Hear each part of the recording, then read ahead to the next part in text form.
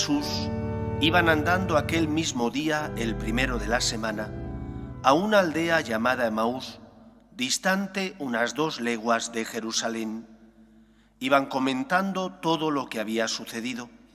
Mientras conversaban y discutían, Jesús en persona se acercó y se puso a caminar con ellos, pero sus ojos no eran capaces de reconocerlo. Él les dijo: ¿qué conversación es esa que traéis mientras vais de camino? Ellos se detuvieron preocupados, y uno de ellos, que se llamaba Cleofás, le replicó: ¿eres tú el único forastero en Jerusalén que no sabes lo que ha pasado allí estos días? Él les preguntó: ¿qué? Ellos le contestaron: lo de Jesús el Nazareno, que fue un profeta poderoso en obras y palabras ante Dios y ante todo el pueblo, como lo entregaron los sumos sacerdotes y nuestros jefes para que lo condenaran a muerte y lo crucificaran. Nosotros esperábamos que él fuera el futuro liberador de Israel, y ya ves, hace 2 días que sucedió esto. Es verdad que algunas mujeres de nuestro grupo nos han sobresaltado, pues fueron muy de mañana al sepulcro, no encontraron su cuerpo e incluso vinieron diciendo que habían visto una aparición de ángeles que les habían dicho que estaba vivo. Algunos de los nuestros fueron también al sepulcro y lo encontraron como habían dicho las mujeres, pero a él no lo vieron. Entonces Jesús les dijo: «Qué necios y torpes sois para creer lo que anunciaron los profetas. ¿No era necesario que el Mesías padeciera esto para entrar en su gloria?»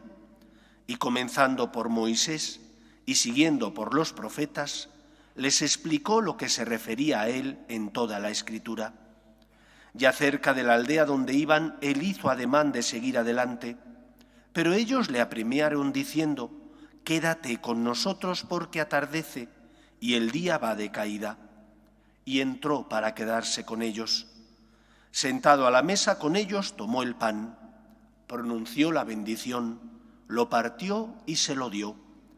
A ellos se les abrieron los ojos y lo reconocieron, pero él desapareció.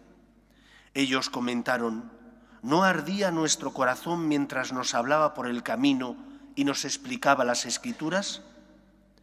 Y, levantándose al momento, se volvieron a Jerusalén, donde encontraron reunidos a los 11 con sus compañeros, que estaban diciendo: «Era verdad, ha resucitado el Señor y se ha aparecido a Simón». Y ellos contaron lo que les había pasado por el camino y cómo lo habían reconocido al partir el pan. Palabra del Señor.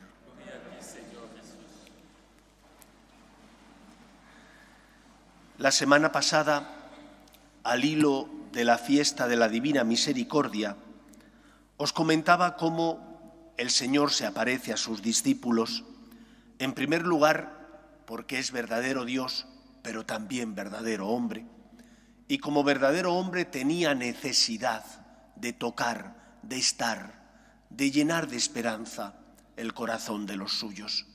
Y por eso se aparece en primer lugar, porque necesita tocar y llenar de amor el corazón de aquellos que durante 3 años que duró su vida pública le acompañaron. El pasaje de Emaús nos recuerda cómo cuando el Señor está con nosotros, nuestro corazón arde, nuestro corazón vibra y nuestros ojos son capaces de ver a los que sufren y de intentar ayudarles en su necesidad. Cuando una persona está enamorada, su vida está llena de sentido y de felicidad. Aquel que no ha conocido el amor, aquel que no ha gustado de ese don, su vida normalmente está marcada por las desgracias. Por eso el Señor, que quiere llenar nuestro corazón con su amor y su misericordia, por eso el Señor se queda con nosotros. Creo que es importante hablar de algo que normalmente pasa desapercibido en las homilías, y es las presencias del Señor, porque la presencia sacramental de Cristo es la presencia de Cristo en la Eucaristía. Es la presencia fuente de la vida del cristiano, pero no es la única presencia del Señor. Es como cuando una madre o un padre, que lógicamente ven marchar a sus hijos, les echan de menos y en cuanto pueden organizan un viaje para poder ir a donde están y estar con ellos. Pero mientras no organizan ese viaje y están con ellos, hay otros medios para paliar su ausencia, que no son tan fuertes como el estar al lado de la persona que quieres, pero que, aunque sea un mal menor, porque están lejos, les sirve para estar cerca. Mandan una carta, una llamada de WhatsApp, una llamada por teléfono, preguntan a los que saben, porque son familiares o amigos, qué tal se encuentran, necesitan noticias de la persona que ya no está. Pues algo similar hace Cristo con nosotros. Hay distintas presencias de Jesús. La presencia más importante es la presencia eucarística, pero hay veces donde no podemos acercarnos a la presencia eucarística, bien porque a lo mejor es entre semana y los horarios de las misas no son compatibles con mi trabajo, con el resto de mis obligaciones familiares y laborales, y por lo tanto no puedo ir a misa, a lo mejor entre semana.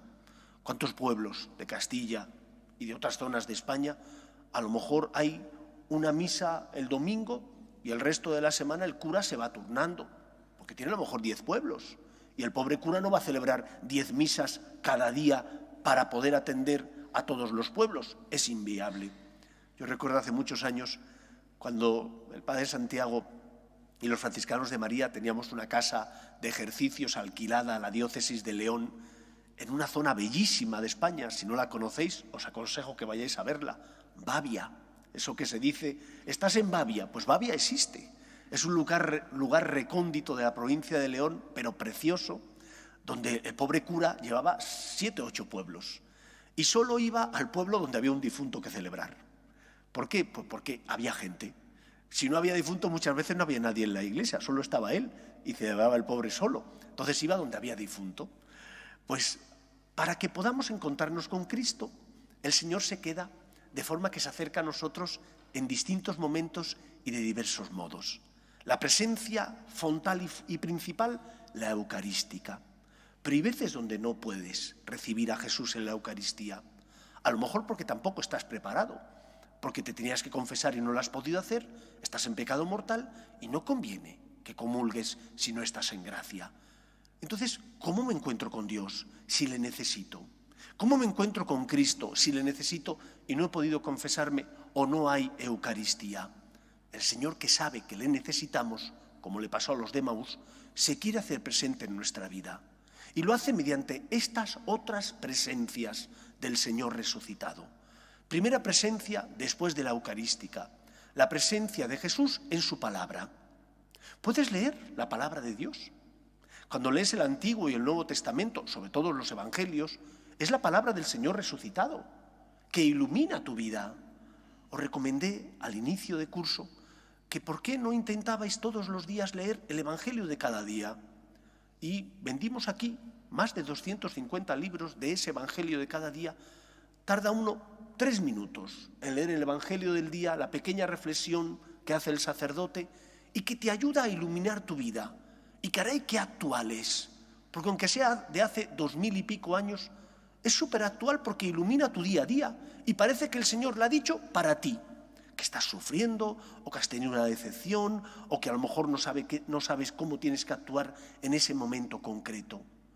Para que el Señor llene tu corazón del fuego de su amor, tienes que buscarle en su palabra, junto con la Eucaristía, la presencia real de Cristo en su palabra, que ilumina nuestras vidas y dirige nuestros pasos si somos dóciles a su voluntad. En segundo lugar, la siguiente presencia, la presencia del Señor en la voz del Papa y de los obispos cuando ejercen el magisterio auténtico, es decir, cuando como Papa y obispos quieren enseñar en materia de fe y de costumbres y están unidos a la tradición de la Iglesia. En ese momento es Cristo el que te habla por medio de ellos, porque fue Jesús el que les dijo: el que a vosotros os escucha, a mí me escucha, y lo que ates en la tierra quedará atado en el cielo, lo que desatéis en la tierra quedará desatado en el cielo. El Señor nos habla por medio del Papa y de los obispos, cuando ejercen esa misión que Él les encomendó de guiar y apacentar al pueblo de Dios. ¿Dónde está el problema? Que el pueblo de Dios a veces se comporta como ovejas díscolas, que no quieren escuchar. Es que me dice el Señor que tengo que ser más generoso, poner la otra mejilla o perdonar al que no se lo merece. O que tengo que vivir mi relación conyugal con mi esposo o con mi esposa siguiendo unas normas concretas y que por lo tanto no puedo hacer esto ni puedo hacer lo otro. Pero es que no me gusta porque yo quiero hacer lo que yo quiera. Claro, tienes que escuchar al Señor, que te habla por medio del Papa y de los obispos cuando ejercen el magisterio auténtico. Siguiente presencia, la presencia de Jesús en el necesitado. El necesitado no es necesariamente el pobre económico. El necesitado es todo aquel que necesita algo de ti, de los dones y talentos que el Señor te ha concedido. Oye, que es que te los dio el Señor. Y te los dio para ti, pero también para que crees un mundo más justo y mejor, para que con esos dones y talentos ayudes también al que sufre y pasa a tu lado. No te lo ha dado solo para tu bien, sino para el bien del mundo, de la Iglesia, para que construyas una sociedad más justa y mejor.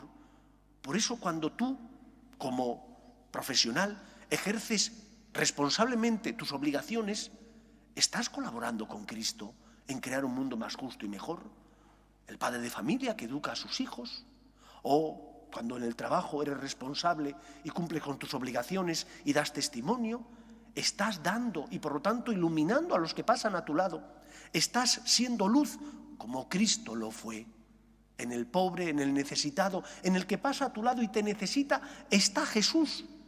Y cuando amas, aunque hayas dado tu dinero o tu tiempo, aunque hayas compartido tus dones, oye, experimentas una felicidad. Pero si tienes menos dinero, si eres más pobre, si has compartido tu tiempo libre y en lugar de irte a hacer deporte o a ver una película, has estado acompañando a una persona que estaba sufriendo, un compañero o compañera del trabajo que a lo mejor necesitaba desahogarse, pero experimentas en tu corazón una alegría tan grande porque has amado. Y cuando amas a Cristo, tu vida tiene sentido. Y cuando amas a Cristo, aunque te hayas tenido que sacrificar, tu vida está plena de alegría y de felicidad. Siguiente presencia, la presencia de Jesús en el necesitado. Y mira que pasan personas al cabo del día a nuestro lado que nos necesitan. Pero nosotros echamos la vista a otro lado pensando, no me quiero complicar la vida. No te equivoques. Cuando sigues a Jesús, que por ti subió a la cruz para salvarte, cuando amas y te entregas, eres mucho más feliz que cuando eres egoísta y te proteges, o cuando eres egoísta y no quieres darte a los demás, o cuando eres egoísta y no quieres compartir tus bienes materiales o espirituales. Y última presencia, que es de la que nos habla el Evangelio hoy, la presencia de Jesús con sus discípulos. Dice Jesús, donde 2 o 3 están unidos en mi nombre, yo estoy en medio de ellos. No significa solo unidos para rezar, significa unidos en el amor, en la comunidad, en el matrimonio que se ama y que quiere hacer presente a Jesús, en esos amigos que son cristianos y que desean hacer presente a Jesús en medio de ellos. Ahí aparece Cristo. Hace falta los siguientes condicionamientos. De igual manera que el sacerdote no puede consagrar lo que le dé la gana, tiene que ser pan de trigo y vino. De esa misma manera Jesús vincula su presencia entre los discípulos a los siguientes requisitos. Primero, tiene que haber varios, donde 2 o 3. Segundo, esos varios tienen que estar unidos en su nombre, es decir, unidos en el amor a Dios. Tiene que haber amor recíproco, el deseo de amar al otro para también yo recibir el amor del otro. Cuando existe esa unidad y yo quiero hacer presente a Jesús mediante ese amor, ahí se hace presente Jesús en medio de los discípulos. Y entonces ocurre lo que decían los de Emaús: ¿no ardía nuestro corazón? En una comunidad, en una familia unida en el amor a Dios, arde el corazón de las personas. Se ve todo con otros ojos. Cuando en una comunidad religiosa los hermanos se aman, hay una pelea por hacer el bien al otro. Hay una pelea por darle al otro lo mejor que tienes.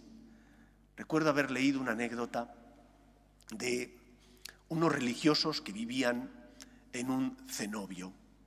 Y en ese cenobio solamente compartían el momento en el que rezaban y después comían. Después iban a sus celdas individuales. Y dice la anécdota que en cierta ocasión a uno de los cenobitas más mayores, de más edad, un señor le llevó unos buenos racimos de uva fresca. Hacía muchísimo calor en esa época. Y que entonces él se preguntó, ¿y qué bien les vendría estos racimos de uva a mis hermanos? Yo tengo mucha sed, pero ellos tienen que tener también más sed que yo. Voy a dársela para que se la lleven al hermano tal y al hermano cual, y de esa manera puedan saciar su sed. Y así lo hizo. La dio y se la llevaron al hermano tal y al hermano cual. Pero el hermano tal y el hermano cual pensaron lo mismo. ¿Y cuánta sed debe tener el otro hermano, el hermano fulanito? Voy a cederlo para que le llegue al hermano fulanito. Y así uno tras otro fueron pensando lo mismo. Y al final el racimo, ¿dónde acabó? Donde empezó. En el primero que lo había recibido. Cuando hay amor recíproco, cuando se ama al otro, cuando se intenta ver en el otro a Cristo, allí surge el amor de Dios. Y llena de felicidad y de amor la comunidad donde Cristo está en medio de nosotros. Y para eso es fundamental la unidad en el matrimonio, entre los esposos, y se superan las crisis por esa unidad, porque Cristo está en medio nuestro.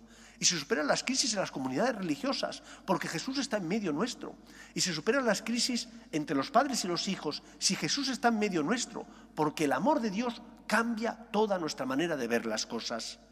Por eso esta semana busquemos a Cristo en la Eucaristía, pero a lo mejor no puedes venir entre semana, en su palabra está. Busca a Cristo y encuéntralo también en la voz del Papa y de los obispos cuando ejercen el magisterio auténtico. Búscalo y encuéntralo también en el pobre, necesitado que pasa a tu lado. Es Cristo que pide tu ayuda. Y búscalo y encuéntralo haciendo que nazca en tu familia, donde 2 o 3 están unidos en mi nombre, yo estoy en medio de ellos. Y de esa manera nuestra vida, como decían los de Emaús, arderá en felicidad y en alegría. No porque no tengamos crisis o problemas, sino porque los afrontaremos desde el amor, y con el amor y la gracia del Señor, toda crisis se supera y la vida se ve con otros ojos distintos. Que sea así en nuestra vida. Nos ponemos en pie.